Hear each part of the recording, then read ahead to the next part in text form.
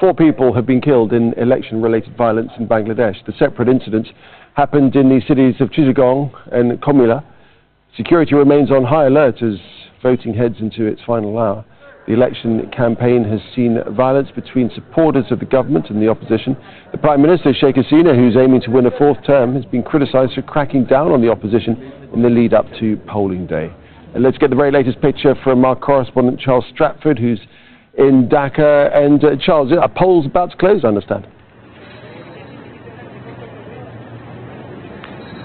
We were about an hour away from polls closing, Nick. Certainly the situation at this polling station has been calm, but that's not to say there haven't been allegations of voter fraud. Certainly members of what could be described as an opposition voter monitoring team that are here to watch, cast and to witness the counting of the votes say that they came along here this morning, had their ID papers and their election papers confiscated by what they describe as pro-government people here. They said that they were threatened and ordered to leave.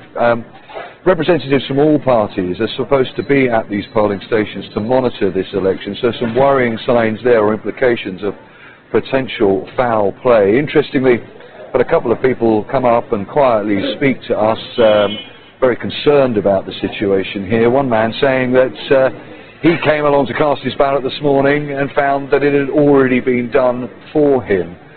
Now, the government, in the build-up to this election, has said that the kind of figures that the opposition have been talking about in terms of what they say are the number of people who've been arrested and detained weeks, up to 10,600 people detained, so the opposition say.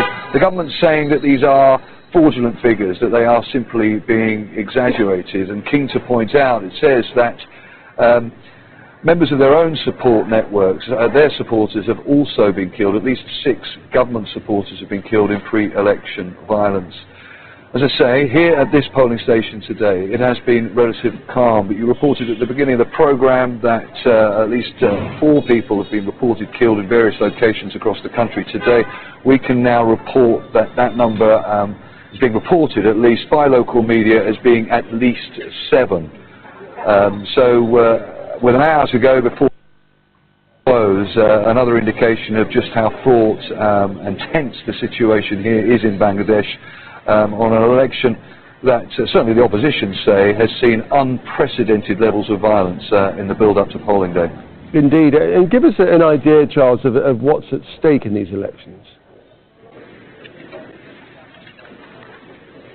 Well, it's important to recognise, certainly the ruling party, the government here, has been praised on its economic record for Bangladesh in recent years. The World Bank happy with the plus 6%, at least 6% growth economically that they've witnessed. The government being praised for some of its big infrastructure projects and the level of investment that it's bringing into the country, particularly by the Chinese and the Indians. Of course, the opposition saying that this kind of investment isn't really filtering down to the everyday people. They're pointing to the impact of remittances. Of course, millions of Bangladeshis work abroad and send money to their families here.